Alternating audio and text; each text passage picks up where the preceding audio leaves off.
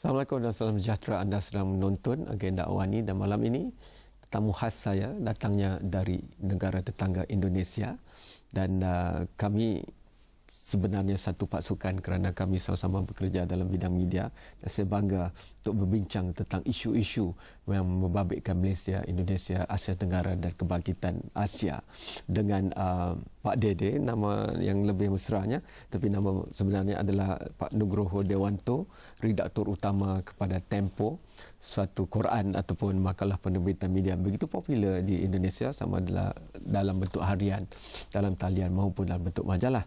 Dan dalam konteks itu saya ingin memperlihatkan terus menjuruskan perbincangan ini kepada mungkin mulanya kita akan bermula dengan hubungan Malaysia-Indonesia, tapi saya juga mahu melihat kebangkitan Indonesia itu kerana kerap kali kadang-kadang kita membincangkannya dengan pakar-pakar pemerhati, penganalisis dari barat, tapi bercakap tentang Indonesia, tapi pemerhatian seorang editor dan jurnalis terhadap apa yang berlaku di Indonesia dari dalam itu mungkin lebih menarik dalam konteks itu. Tapi tentunya kerap kali hubungan Malaysia-Indonesia itu dilambangkan secara pertemuan pemimpin-pemimpin politik dan sebagainya. Tetapi bagaimana melihatnya dalam aspek hubungan masyarakat dengan masyarakat atau komuniti dengan komuniti dan juga antara individu dengan individu? Kerana saya rasa jurusan perorangan itu penting, terutamanya melihatkan kepada komuniti ASEAN 2015 itu dalam konteks itu. Tetapi lebih daripada itu sebenarnya, mungkin kerap kali apabila ada pertikaian maka disebut serumpun. Tapi rumpun yang dipikirkan itu mungkin hanya jelmaan sejak sekian lamanya, tapi jelmaan baru dalam hubungan antara perorangan itu saya rasa mungkin perlu diperhalusi. Pandangan Pak Dede dalam hal itu. Iya, terima kasih Kamarul. Sama-sama. Selamat berjumpa dengan pemirsa Astra Awani. Senang sekali diundang untuk berdiskusi malam ini. Betul sekali, saya sependapat, saya melihat bahwa memang kalau dari segi hubungan antara pemerintah dengan pemerintah kedua negara kita sudah sangat baik. Keduanya menjadi pilar dalam hubungan masyarakat rantau Asia Tenggara, pilar yang betul-betul kuat antara Indonesia dan Malaysia itu, gitu ya. Tetapi kalau kita melihat ada gesekan-gesekan gitu ya di dalam hubungan kedua negara belakangan ini, itu memang lebih muncul di level masyarakat. Jadi antara people to people gitu ya. Yang ini saya pandang sangat disayangkan hal itu terjadi gitu ya. Karena begitu banyak sesungguhnya kesamaan di antara masyarakat kedua negara, kultur, bahasa, agama juga, dan banyak hal yang lain, bahkan sampai kuliner dan sebagainya itu ya. Nah, pertukaran informasi, gagasan yang lebih intensif barangkali harus dilakukan di level masyarakat gitu ya. Perlu ada mungkin zaman dulu di bidang kesenian ada acara di televisi Indonesia dulu namanya TVRI itu Titian Muhibah. Jadi RTM dan TVRI. RTM dan TVRI di Indonesia. Tidak persis seperti itu, tetapi mungkin perlu didorong lagi ya, hubungan-hubungan antar masyarakat, apakah itu di bidang seni, di bidang dan macam-macam banyak hal sebetulnya. Paling tidak saya lihat di kedua negara itu ada di Malaysia misalnya ada 2 juta lebih TKI Indonesia gitu ya. Kemudian di Indonesia maupun di Malaysia masing-masing itu ada pelajar dan mahasiswa dalam jumlah yang besar gitu ya. Pelajar mahasiswa Indonesia di Malaysia maupun mahasiswa Malaysia di Indonesia. Sejak saya kuliah sekitar 20 tahun yang lalu di Universitas Indonesia, saya punya kawan-kawan asal Malaysia dan kami berhubungan sangat mesra, sangat akrab gitu ya dengan teman-teman, dan masih terjalin sampai sekarang melalui Facebook, melalui Twitter, melalui kemudahan teknologi sekarang gadget itu. Saya baru undang lagi, kami bikin teman-teman alumni Universitas Indonesia itu grup WhatsApp, dan saya baru invite lagi kawan saya dulu perempuan yang asal Malaysia, dia tinggal di Johor sekarang, saya undang lagi, dia ada di dalam grup WhatsApp itu. Saya kira hal-hal itu tentu contoh-contoh kecil ya, tapi hal-hal semacam itu. Selain itu juga wisatawan, begitu banyak wisatawan Indonesia datang ke Malaysia dan sebaliknya. Kalau saya weekend pergi ke Bandung, saya pergi ke factory outlet terutama gitu, bisa dipastikan saya akan berjumpa dengan separuh isi factory outlet itu adalah wisatawan asal Malaysia. Betul. Jadi tentu di level government to government ya, hubungan politik, hubungan ekonomi, bisnis juga sangat luar biasa. Investasi pengusaha Malaysia di Indonesia dan sebaliknya, kemudian juga transaksi perdagangan kedua negara yang begitu besar gitu ya. Tapi come on, jangan cuma bicara angka-angka ekonomi, bisnis gitu, tapi kita perbaiki hubungan antar masyarakat gitu ya, supaya itu jangan terlalu formal, jangan terlalu biar akrab dan mesra, lebih luas, lebih hangat gitu. Pak Dede, saya perlu pergi rehat yang pertama, tapi apabila kembali nanti, bagaimana kita nak memanfaatkannya supaya lebih strategik? Kerana ada banyak pemikiran, tetapi bagi ramai orang, paksi utama kekuatan ASEAN dan Asia Tenggara adalah Indonesia dan Malaysia itu akrab. Itu bagaikan pentas yang stabil untuk semua negara lain boleh mendapat kekuatannya itu. Kerana kalau Malaysia dan Indonesia yang begitu banyak tindanan persamaan itu tidak boleh bersama, bagaimana mungkin kita nak bersama dengan negara-negara lain? Dan kita perlu menjadikan kekuatan itu sebagai dalam kesederhanaan diplomasi dan sebagainya sebagai contoh kepada yang lain. Dalam konteks itu, mungkin saya nak pinjam pendapat dan pemikiran Pak Dede dalam bagaimana kita nak menstrategikkannya, menghaluskannya supaya pemikiran, perdebatan intelektual berlaku dalam suasana yang sehat dan berlaku dalam masa ke semasa, supaya tidak hanya kebetulan terjadi tapi disusun dan digembelengkan tenaganya itu. Itu mungkin kita boleh fikirkan selepas ini, kerana dengan media baru misalnya, pelbagai cara boleh dibuat tanpa perlu melintasi sempadan pun kita boleh berlaga idea dan pemikiran. Kita bincangkan perkara itu selepas ini.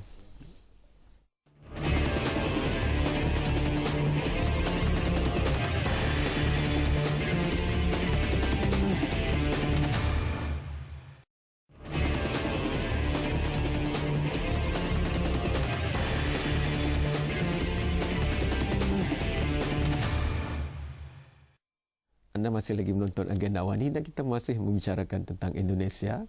Kadang-kadang kerana Indonesia itu begitu sebati dengan pemikiran kita tentang negara serantau, maka mungkin kita terlupa 2-3 perkara. Kita terlupa mungkin 2014, tahun yang begitu utama dan penting bagi Indonesia dalam pemilihan kepimpinan daripada peringkat terbawah sehingga ke atas dalam representasi atau perwakilan politiknya.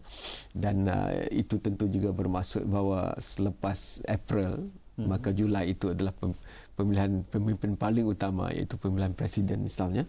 Tapi sebelum menuju ke situ, dan mungkin bagus untuk bertanya orang dari Tempo tentang perkara itu, bagaimana gagasan hubungan orang dengan orang atau perorangan di antara Malaysia dan Indonesia ini dapat digembelengkan dengan cara yang lebih berstruktur, sistematik, dan mungkin polisi kedua negara juga perlu memberi ruang dan kemudahan dan bantuan untuk perkara ini terjadi. Sudah ada pemikiran untuk melakukan jabatan fizikal ya, daripada Semenanjung terus ke Sumatera misalnya dan sebagainya. Jadi inovasi baru, kreativiti baru dalam menggembeleng. Ini satu gabungan yang kuat. Kita tahu dulu sejak dalam sejarah pun 1940-an, kedatangan Jepun itu juga menyaksikan pemikiran Indonesia Raya dan sebagainya. Bagaimana kita mau menarik keluar ciri seperti itu ke arah yang lebih positif? Ya. Menarik sekali, Kamarul. Mungkin diperlukan tentu saja tekad yang kuat dari rakyat kedua negara, tetapi juga dibutuhkan kepemimpinan. Ya. dari para pemimpin untuk berusaha mengakrabkan hubungan di antara kedua negara kita, baik pemimpin dari Malaysia maupun pemimpin dari Indonesia. Dan saya lihat sebetulnya ada beberapa contoh pemimpin dari Malaysia dan juga pemimpin dari Indonesia yang berusaha mendekatkan terus-menerus hubungan di antara kedua negara gitu ya. Dan bahwa di masa lalu, di masa sekarang dan juga di masa depan kedua negara akan terus menjadi pilar di ASEAN, itu saya sangat sepakat gitu ya. Dan itu memang harus terus dipertahankan. Sekarang pertanyaannya adalah bagaimana supaya keakraban itu bisa merasuk sampai ke tingkat masyarakat gitu ya. Dan buat kami di Indonesia memang dalam melihat Malaysia sebetulnya ada kecemburuan bahwa Malaysia yang dulu dianggap sebagai adik tapi sekarang jauh lebih maju dalam ukuran ekonomi dibanding Indonesia gitu juga. Tapi juga mungkin dari sisi Malaysia juga, terutama teman-teman pers seperti Kamarul ini, ada juga irinya melihat pers di Indonesia yang begitu bebas. Media ya. Saya cukup diingatkan oleh rakan-rakan pers dari sana setiap kali bertemu ya. Ya, setuju. Masing-masing ada kekurangan, ada kelebihan gitu yang kita perlu terus-menerus menyatukan. Juga ini bagian dari mempererat ukhuwah di antara kedua negara. Bagaimana di antara kedua negara itu masyarakat maupun pemimpinnya terus berupaya menyatukan hubungan itu, mempererat hubungan itu. Tadi ya pemimpin, kemudian juga masyarakatnya. Satu hal tadi bahwa di sisi Indonesia ada kekaguman melihat kemajuan ekonomi Malaysia, sementara kami melihat bagian dari itu adalah kita cuma berkontribusi kecil gitu ya. Kita cuma bisa mengirim pekerja-pekerja level rendah di Malaysia gitu ya. Tetapi sebetulnya itu kan proses yang natural dalam konteks ekonomi gitu ya. Memang kemampuan baru sebatas itu, tetapi kalau ada rasa keinginan untuk terus membina hubungan persaudaraan, persahabatan gitu ya, itu justru potensi, bukan jadi satu handicap, tapi itu justru potensi untuk mempererat hubungan itu.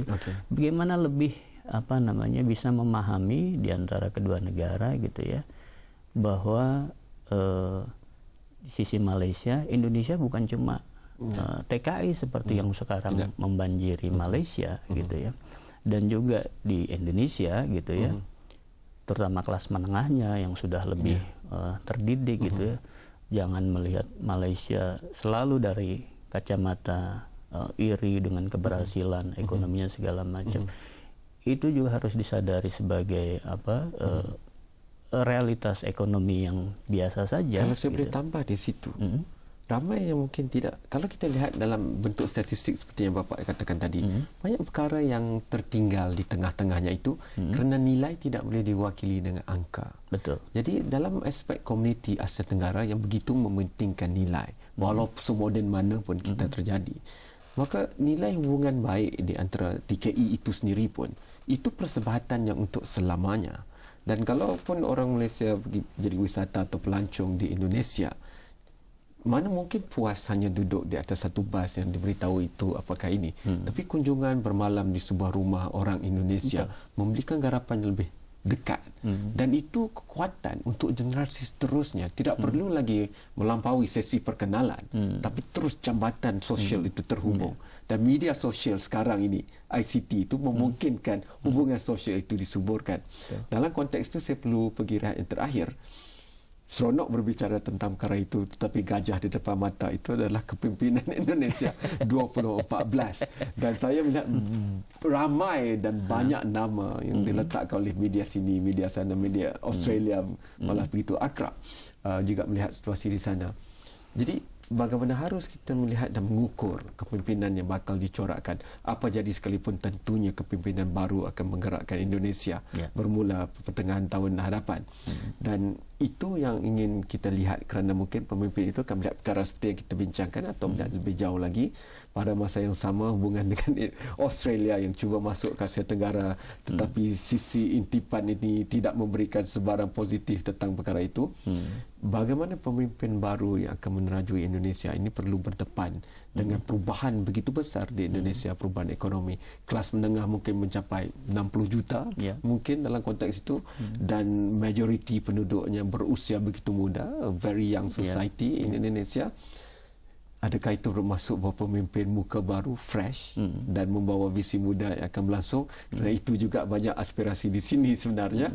Itu kita bincangkan selepas ini kerana kita akan ada wisdom ataupun kearifan dari dalam untuk melihat kepimpinan Indonesia 2014 selepas ini.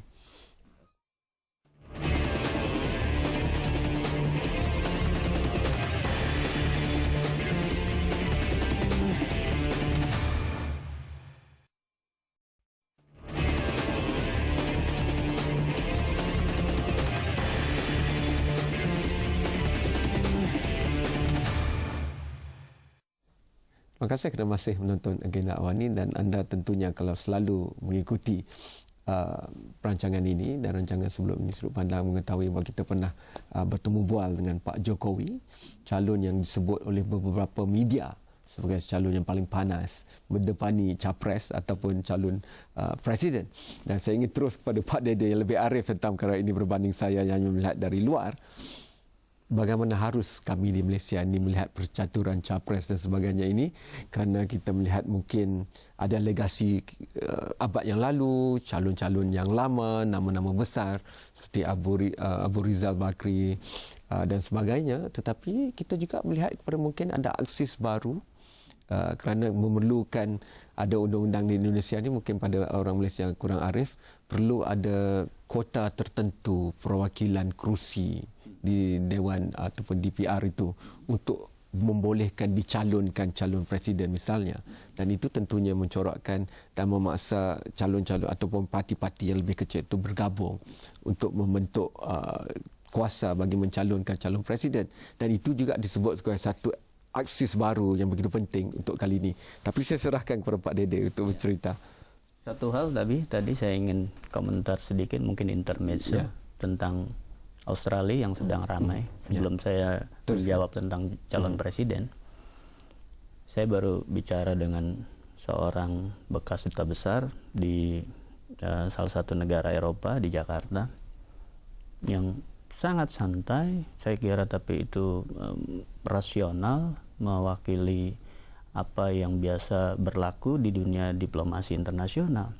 Bagaimana kita harus bersikap ketika terjadi penyadapan.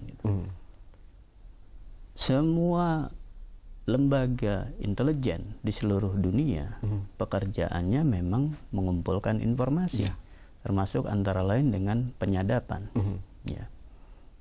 Selama tidak ketahuan, memang itu yang mereka kerjakan, itu yang mereka lakukan, tugas mereka gitu, mengumpulkan informasi termasuk dengan penyadapan selama tidak ketahuan. Bagaimana kalau ketahuan? Yang melakukan penyadapan membantah, yang disadap harus marah.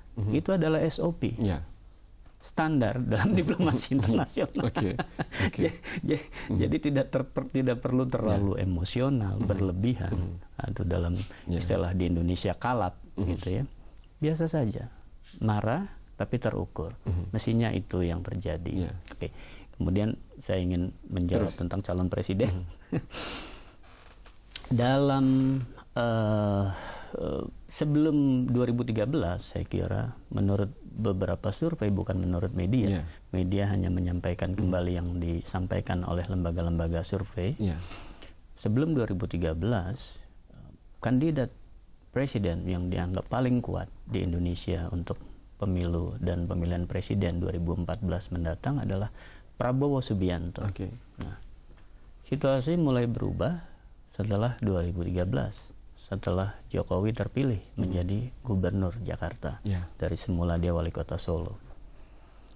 orang melihat memang ada gairah baru, harapan baru dari orang muda, generasi baru juga boleh dibilang kalau kita tarik ke belakang kira-kira 15 tahun lalu ketika awal reformasi di Indonesia, kita tahu tokoh-tokohnya mungkin di Malaysia juga familiar.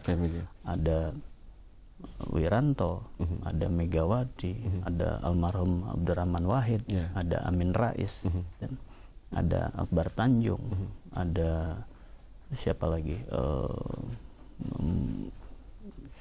termasuk Prabowo Subianto gitu ya.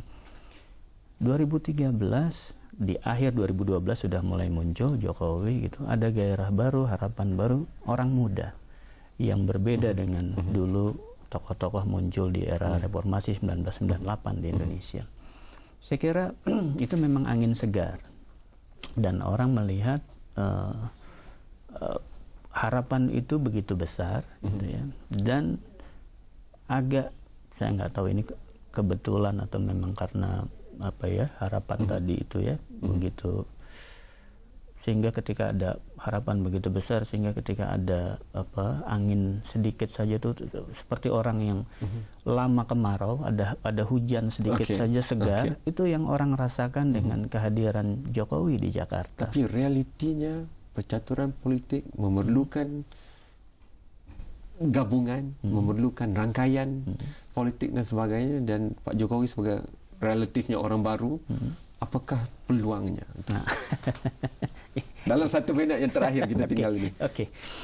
Begini, saya ingin jawab begini, bahwa sebetulnya kita tahu bahwa Jokowi berasal dari Partai Demokrasi Indonesia Perjuangan. PDIP. Ya, yang paling menentukan di PDI Perjuangan adalah Ketua Umum Megawati Soekarno Putri.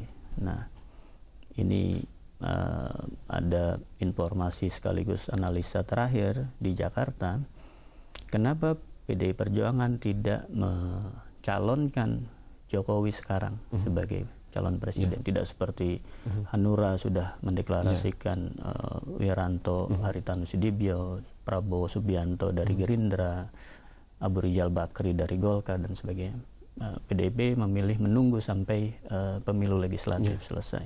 Padahal kalau dicalonkan sekarang Jokowi sebagai calon presiden, orang percaya akan terjadi apa yang disebut sebagai Jokowi efek, yang akan mendongkrak lebih tinggi lagi suara PDIP. Katanya karena Megawati masih berminat. Itu kenyataannya. Dia menunggu, rival terberatnya adalah Prabowo Subianto. Mampukah dalam pemilu 2014 Gerindra mengumpulkan suara yang cukup, kursi yang cukup untuk menyokong Prabowo Subianto menjadi calon presiden? Kalau tidak cukup, dia sendiri yang akan maju. Pak Dede, rakyat Malaysia terpaksa pergi ke talian dan membaca Tempo untuk mengetahui dengan lebih lanjut. Terima kasih banyak kerana meluangkan masa bersama sini. Terima kasih juga. Selamat dalam forum yang akan dibentangkan ataupun bila rakaman ini siakan telah pun berlalu. Terima kasih, tapi kita akan teruskan. Bila-bila masa saja, siapapun orang Quran Tempo datang sini boleh terus muncul di agenda awal ini. Terima kasih banyak sekali lagi. Hantarkan pandangan anda sendiri kepada pelbagai saluran yang Astro Awani ada, sama ada di dalam talian maupun dalam dunia mudah alih, seperti memuat turunkan aplikasi Astro Awani dalam iOS dan juga Android. Sekian, selamat malam dan terima kasih. Jumpa lagi. Terima kasih banyak. Terima kasih, Kamal. Masa tiba. Semoga tidak terlalu